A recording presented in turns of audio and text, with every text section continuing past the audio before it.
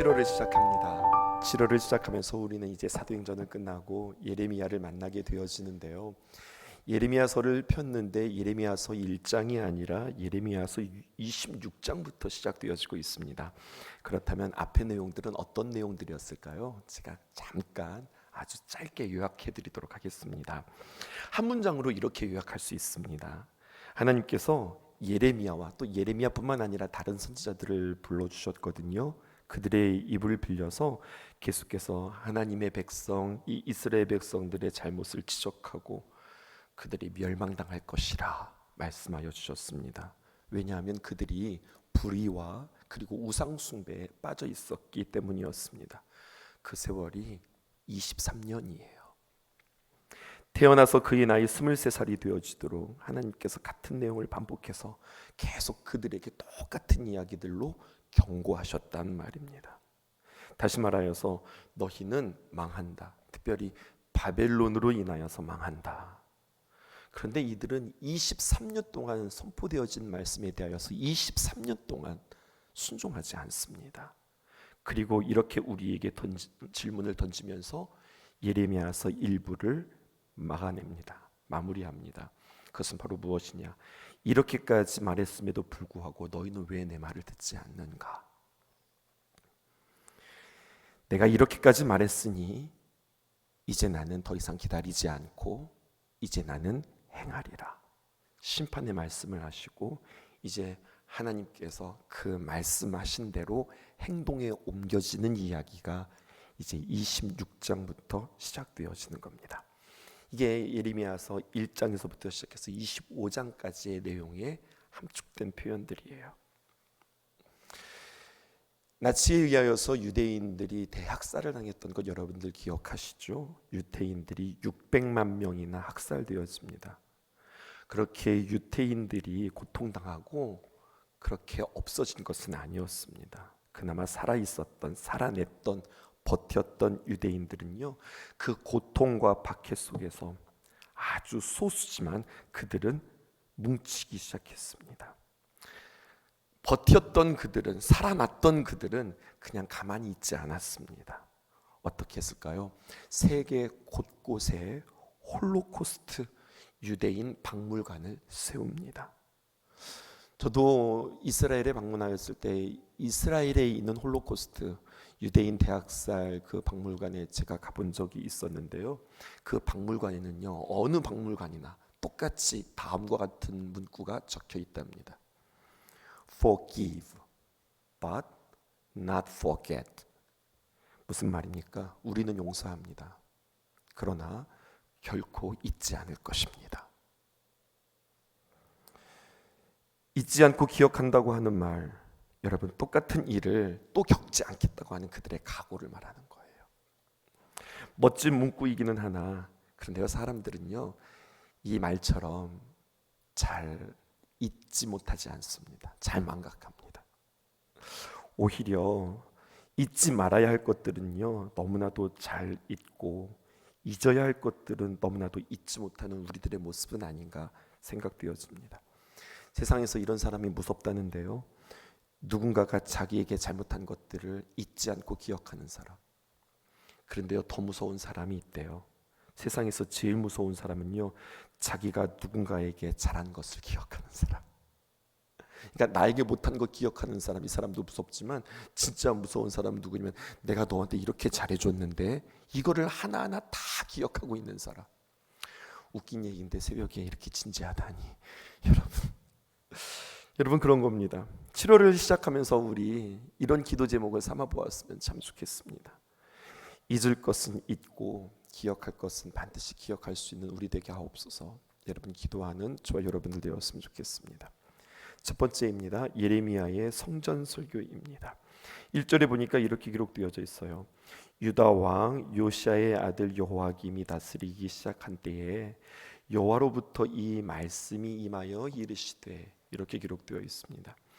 북이스라엘은 그들의 역사가 어떤 역사라고 그랬죠? 위에서부터 아래로 그냥 슈 곤두박질 치는 그런 역사라고 했다면 남유다는 어떤 역사라고 여러분들과 함께 표현했었죠? 왔다 갔다 왔다 갔다, 이러한 역사가 남유다의 역사, 마치 롤러코스터와 같은 그러한 역사라고 그랬죠. 근데 왔다 갔다 할 때 이게 왔다라고 하는, 정말 그래도 그 중에서 막 떨어지고 있었지만 괜찮았던 왕들, 그들을 선왕이라고 하는데 세 명의 선왕을 꼽아요. 그게 바로 누구냐면 요시야, 그리고 히스기야, 그리고 여호와김 아닌데요. 다른 한 왕이 있습니다. 여호사밧, 히스기야, 요시야입니다. 이들은 그래도 남유다 가운데 그들이 깨어 있고 종교 개혁을 하고 그리고 그들을 하나님 앞에 온전히 잘 세웠던 왕들입니다. 아마 여러분들하고 요시야하고는 히스기야는 여러분들과 함께 수요 예배를 통하여서 다루었던 적이 있습니다. 특별히 요시야 말이에요. 그가 성전을 청소하다가 두루마리 성경을 발견하고 성정 정화와 개혁을 단행했던 왕, 이 요시야의 둘째 아들이 여호와김인데요. 여호야김. 근데 조금 복잡해서 이것들을 여러분들에게 도표로 잘 정리해서 여러분들에게 설명해 드리겠습니다. 남유다 왕의 계보 가운데 16대, 17대, 18대 왕들입니다. 오늘 본문에 보면은요, 요시야 왕을 이어서 여호와김이 왕이 된 것처럼 보이지만 요시야 왕은 16대고 여호야김은 18대예요. 그 사이에 17대 여호아하스라고 하는 왕이 있었습니다. 17대 왕이었는데요. 그런데 그는 이집트 왕에 의하여서 폐위되어서 애굽으로 끌려갔어요. 그가 왕이 되어져 왕 노릇한 세월은 3개월밖에 되어지지 않습니다. 애굽 왕이 요시야의 둘째 아들 여호야김을 왕으로 세우고, 여호야김을 다른 말로 엘리야김이라고도 표현하고 있어요.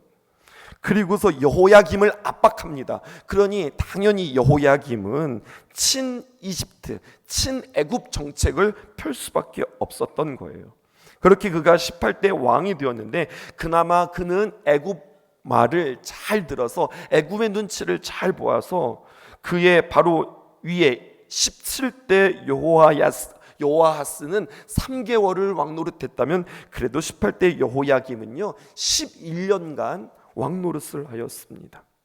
그런데요 여러분, 왕노릇하기 보았다는, 그가 왕으로서 통치하기 보았다는, 차라리 애굽의 꼭두각시 노릇을 한 것이 더 맞는 그의 모습이었습니다.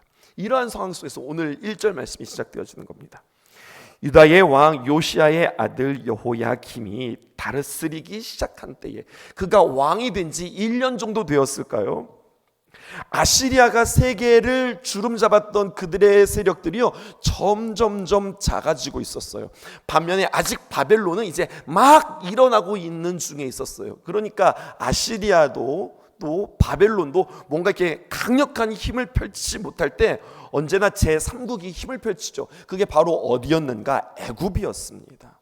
애굽이 장악을 하고 있었던 시기였고, 이제 남유다가 사라지는 아시리아와 커져가는 바벨론의 영향력이 아닌 또 다른 강대국 애굽에 의하여서 그들이 지금 좌지우지 되어질 그때에, 이제 몇 대였습니까? 18대 왕이었던 여호야김이 왕이 되어진 지 한 1년이 지났을 즈음에, 여러분, 하나님의 말씀이 오늘 예레미야 선지자들을 통하여서 주어집니다. 뭐라고 이야기하느냐? 2절 말씀에 여호와께서 이와 같이 말씀하시니라. 너는 여호와의 성전뜰에 서서 유다 모든 성읍에서 여호와의 성전에 와서 예배하는 자들에게 내가 내게 명하여 이르게 한 모든 말을 전하되, 이 말이 중요합니다. 한마디도 감하지 말아라. 내가 너에게 말씀을 줄 것인데 이 말씀에 대하여서 한마디도 빼놓지 말고 그대로 전해라. 이것이 하나님의 말씀이었습니다. 한마디도 감하지 말아라. 우리는 말을 할 때 말이죠, 그대로 온전히 전한다는 것은 쉽지 않은 것 같습니다.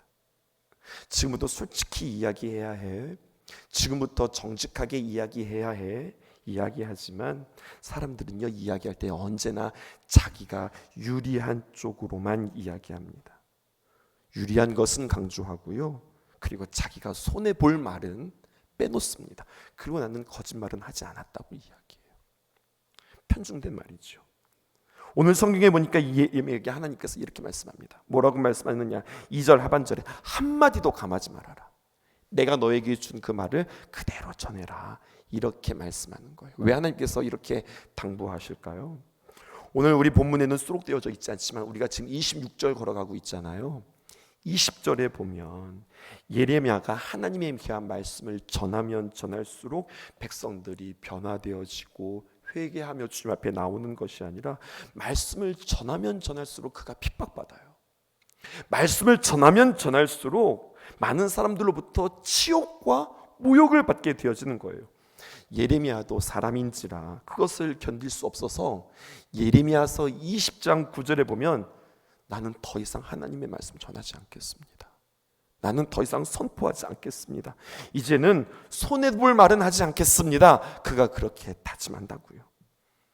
왜? 자꾸만 말하면 말할수록 나에게 핍박만 돌아오니까. 그런 그에게 하나님께서 다시 한번 그에게 요청하는 거예요. 뭐라고 말하는가?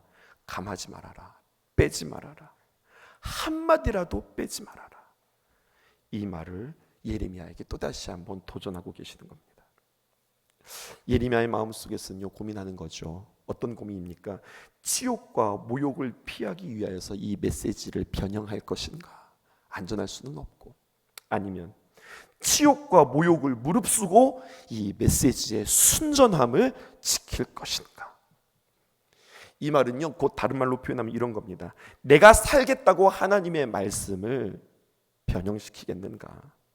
하나님의 말씀을 지키기 위해서 나는 고난을 감수하겠는가? 하나님의 사람들은요 주님과 함께 영광받는 사람들이 아니라 하나님의 사람들은 주와 함께 고난받는 사람들이고요, 영광은 사람들에게 받는 것이 아니라 영광은 하나님으로부터 받는 겁니다. 착하고 충성된 종이라고 칭찬받는 것은 우리가 하나님 앞에 받는 것이지 사람들에게 받는 것이 아니라는 겁니다.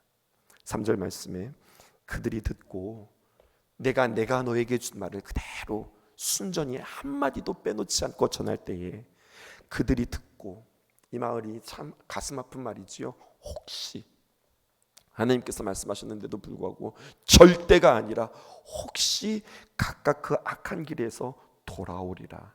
그리하면 내가 그들의 악행으로 말미암아 그들에게 재앙을 내리려 하던 뜻을 돌이키리라. 이게 하나님의 마음이에요. 혼나, 너 그러면 안 돼. 하나님께서 험한 표정으로 꾸짖고 있지만 꾸짖는 것이 목적이 아니라 이렇게 해서 그가 돌이켜진다면, 달라진다면, 아니 나는 너희들이 그렇게 달라지기를 원해. 이게 하나님의 마음이었다는 겁니다.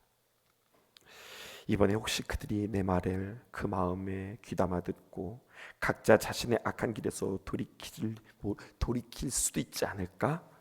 만일 그렇게 된다면 나도 내 뜻을 돌이켜서 온갖 악행 때문에 그들에게 내리기로 작정했던 재앙을 나도 거둘 것이다. 너희들이 돌이키면 나도 너희들을 향한 재앙을 멈출 것이다. 하나님의 마음인 거예요. 진노의 심판을 내리기 전 마지막 순간까지 회개를 통하여서 유다 백성들이 심판을 면하기를 바라는 하나님의 마음입니다.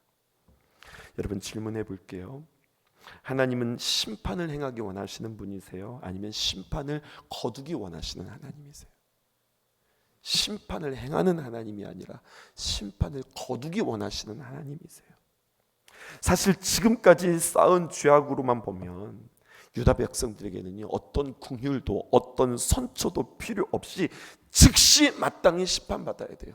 근데 하나님께서는 계속해서 너희들 그러면 안 돼, 너희들 그러면 혼다, 그럼 너희들 멸망당할 거야, 계속해서 이야기하는 거예요. 하나님의 긍휼과 자비는요 어떤 때는 막 강력하게 말씀하시고 하나님의 태도는 딱딱해 보이지만 결국 하나님은 무슨 말씀하시는 거예요? 지금이라도 회개한다면, 그들이 하나님 앞에서 고백한다면, 뜻을 돌이키고 심판을 베풀지 않고 나는 너희들에게 심판이 아니라 용서를 베풀고 복을 베풀 것이다, 이것을 이야기하는 거예요. 하나님은 누구실까요? 이처럼 하나님은 심판을 베풀어 멸망시키는 것이 크게 하나님의 마음이 아니라 긍휼을 베풀어 구원하시는 것을 훨씬 더 기뻐하시는 하나님이라고 우리에게 말씀하고 계세요. 하나님은 누구신가? 하나님은 사랑이시라. 그럼에도 불구하고 한마디도 빼놓지 않고 그대로 전해야 할 말은 그러면 무엇이었을까요? 그것이 4절에서 6절에 기록되어 있습니다. 우리 함께 교독해 볼게요. 너는 그들에게 이와 같이 이르라. 여호와의 말씀에 너희가 나를 순종하지 아니하며 내가 너희 앞에 둔 내 율법을 행하지 아니하며 내가 너희에게 나의 종 선지자들을 꾸준히 보내 그들의 말을 순종하라고 하였으나 너희는 순종하지 아니하였느니라. 6절 내가 이 성전을 실로같이 되게 하고 이 성을 세계 모든 민족의 저주거리가 되게 하리라 하셨느니라. 6절에 여러분 실로같이 되리라 한 말에 여러분 밑줄을 한번 그어보세요. 실로를 기억해 보세요. 이스라엘 백성들이 가나안 땅에 들어올 때 어떻게 들어왔어요? 저벅저벅 걸어오지 않았잖아요. 맨 먼저 뭐가 들어왔지요? 법궤가 들어옵니다. 제사장들과 함께 법궤가 들어오고 법궤를 뒤따라 이스라엘 백성들이 요단강을 건너 가나안 땅에 들어갔죠. 여러분 그 법궤가 가나안 땅에 들어왔을 때에 어디다 둬야 될 거 아니에요? 어디에다 두었을까요? 그 거룩한 자리 하나님께서 지정한 장소가 실로입니다. 여호수아 시대를 거쳐 사사 시대에 이르기까지 그 실로는 하나님께서 마련해 주신 예배의 처소였습니다. 그리고 우리가 잘 알다시피 마지막 사사 사무엘과 대제사장 엘리가 살았던 곳이 어디입니까? 사무엘상의 배경이 되어지는 장소 실로입니다. 대제사장 엘리 시대의 그곳은 예배의 중심의 자리였습니다. 그리고 사무엘은요 그곳에서 자라서 하나님으로부터 귀한 선지자로 기름 부음 받았죠. 그런데요 이 유서 깊은 땅 하나님께서 정해주셨던 이 실로가 주전 1050년경 이스라엘 백성들의 타락으로 말미암아 실로는 완전히 파괴되었습니다. 그리고 그 결과는 끔찍했습니다. 그 법궤가 있었던 그 거룩한 장소가 들짐승만 서식하는 폐허가 되어버렸습니다. 완전히 폐허가 되어진 실로, 이것이 우리에게 주는 메시지는 무엇일까요? 띄워주실까요? 과거의 영광이 현재 하나님의 진노의 심판을 막아주는 보증이 될 수 없다 이 말입니다. 이 사실을 교훈해주는 생생한 역사적 장소가 실로라는 거예요. 조금 더 쉽게 말해볼까요? 실로가 과거에는 하나님의 영광의 자리였으나 지금은 어떻게 되었다는 겁니까? 폐허가 되었다는 이야기입니다. 우리의 삶 가운데 적용해 볼까요? 목사님 제가요 왕년에는요 옛날에는요 제가 신앙생활을 이렇게 했다니까요. 목사님 우리 신성교회가 옛날에는요 이런 교회였어요. 아무런 중요한 말이 되어지지 않습니다. 내가 과거에 어떤 신앙생활을 했는지, 내가 어떤 모습이었는지, 어떤 은혜가 있었는지, 우리 교회가 과거에 어떤 교회였는지, 여러분 그 영광이, 역사는 중요하지만 그렇게 우리가 번성했던 그 아름다웠던 전성기와 같았던 그 시절은 우리에게 추억은 될 수 있으나 그것이 오늘날 우리에게 보증이 될 수는 없습니다. 하나님께서 우리에게 물으실 때에 하나님 지금 내가 이렇습니다. 지금 내 상태가 이렇습니다. 지금 우리 교회가 지금 이 상태입니다. 이것이 중요한 겁니다. 그래서 언제나 신앙의 시제는 과거가 아닙니다. 현재입니다. 내가 과거에 어떻게 하나님을 만났든, 내가 과거에 어떻게 하나님을 찬양했든, 내가 과거에 하나님 앞에 어떻게 기도했든 그것이 중요한 것이 아니라 지금 내가 오늘 이 현장에서 오늘 2024년도 7월 1일에 내가 주님 앞에 고백하는 나의 심령의 상태는 무엇인가? 영적인 상태는 무엇인가? 나의 믿음의 상태는 무엇인가? 그러나 나는 주님 앞에서 얼마나 성장하고 성숙했는가? 이게 중요하다고 하는 거죠. 오늘 다시 한번 이 실로를 기억할 수 있는 여러분 되었으면 좋겠습니다. 두 번째는요, 체포되어지고 재판받는 예레미야의 이야기입니다. 7절에 이렇게 기록되어 있어요. 예레미야가 여호와의 성전에서 이 말을 하매 제사장들과 선지자들과 모든 백성이 들떠라. 예레미야는 메시지를 전합니다. 자 보세요. 어떻게 전합니까? 듣는 사람들이 편하도록 그 메시지를 변형했습니까? 듣는 사람들이 좋아하도록 그 메시지에 다른 말을 끼워 넣었습니까? 듣는 사람들이 부담 없도록 그 메시지 중에 일부를 빼었습니까? 아니요. 예레미야는 있는 말씀 그대로 전합니다. 예레미야 선지자는 하나님의 명령에 어떻게 합니까? 순종합니다. 이것이 예레미야의 위대함입니다. 이것이 하나님을 사랑하는 그의 구체적인 표현이에요. 사랑은요, 하나님 내가 하나님 사랑합니다 말로 하는 게 아니에요. 하나님 사랑하는 것은요, 내가 하나님을 이렇게 사랑합니다 노래하고 찬양하는 것으로 내가 하나님을 향한 사랑을 표현할 수 없어요. 진짜 사랑은 무엇입니까? 사랑은 나의 삶 가운데 행하여지는 순종이 사랑입니다. 그렇게 예레미야는 하나님의 말씀을 순종하면서 그 사랑을 표현했어요. 그 결과가 어떻게 되었을까요? 8절에서 9절입니다. 예레미야가 여호와께서 명령하신 말씀을 모든 백성에게 전하기를 마침에 제사장들과 선지자들과 모든 백성이 그를 붙잡고 이르되 네가 반드시 죽어야 하리라. 하나님을 사랑하는 마음으로 하나님의 말씀에 전적으로 순종했는데 그에게 다가오는 결과는 이겁니다. 9절 보실까요? 어찌하여 내가 여호와의 이름을 의지하고 예언하여 이르기를 이 거룩한 성전이 뭐 실로 같다고, 실로처럼 된다고 네가 감히 어떻게 그렇게 이야기할 수 없어. 이 성이 황폐하여 주민이 없을 거라고, 이 예루살렘 성전이 어떤 성전인 줄 알아? 네가 함부로 그렇게 이야기한다고. 이들이 분노하면서 그 모든 백성이 여호와의 성전 앞에서 예레미야를 향하여서 모입니다. 은혜 받으려고 모입니까? 아니요, 예레미야 죽이려고 모이는 거예요. 여러분, 근데 이 모습이 어디서 많이 본 모습 같지 않으세요? 우리가 사도행전을 걸어왔잖아요. 사도행전의 사도들이 겪었던 모습하고 너무 닮은 거예요. 보세요, 구약의 선지자들도, 복음서의 예수님도, 사도행전의 제자들도 겪었던 이 고난, 그럼 이제 우리는 이렇게 적용해야 돼요. 교회 시대를 살아가는 우리에게도 여러분, 우리가 겪어야 할 동일한 고난이지 않을까요? 우리는 나의 실수와 나의 무주와 나의 미숙함으로 인한 것이 아니라, 우리가 실수해서 고난받는 것을 내가 거룩한 고난이라고 해석하셔서는 안 돼요. 그건 당신이 잘못했기 때문에 받는 고난이에요. 그 고난 말고 우리는 하나님으로 인하여서 순전한 복음으로 인하여서 내가 하나님을 사랑하고 그 하나님을 사랑하는 마음으로 순종해서, 그래서 나에게 하나님의 복과 하나님의 은혜가 돌아온 것이 아니라 내가 하나님의 말씀에 전적으로 순종했는데 나에게 돌아오는 것은 핍박과 어려움이라. 여러분, 어쩌면 이것이 예수님의 걸어간 길, 선지자들이 걸어간 길, 사도들이 걸어간 길 아닐까요? 내가 지금 만난 고난이 있어요. 그것은 죄와 허물로 인한 고난입니까? 아니면 하나님의 영광으로 인한 고난입니까?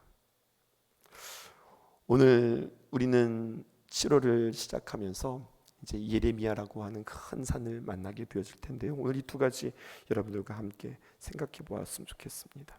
하나님께서는 너희가 그렇게 자랑하는 이 성전을 실로같이 만들 것이다. 우리는 상상치도 못했던 이야기들을 그들을 만나게 되는 겁니다. 우리는 이제 뭐 역사를 다 아니까, 성경의 내용들을 다 아니까 그렇구나라고 이야기하지만 그들은 이런 일이 있을 것이라고는 전혀 상상치도 못했던 일들을 그들은 만나게 되어지는 거죠. 근데 왜 만나는 거예요? 이것이 그들의 운명이에요? 운명이 아니라 그들의 선택이었습니다. 23년 동안 그들에게 들려주셨던 그 하나님의 말씀에 대하여 반응하지 않고 순종하지 않았던 그들의 모습에 참고 참았던 하나님의 이제 일하심이 있다고요. 주님께서 여러분들을 향하여서 기다리고 계십니까? 참고 계십니까? 오늘 이 말씀을 우리가 듣는 이유는 무엇일까요? 우리는 무엇에서 돌이켜야 할까요? 오늘 주님 앞에 기도하면서 주님 앞에 온전하게 서는 저와 여러분들 되어지기를 주님의 이름으로 축복합니다. 기도하겠습니다. 내 백성이 나를 떠나 돌아섰지만 내 사랑이 내 백성을 포기 못하니 내 모든 것 내어주고 나 그들을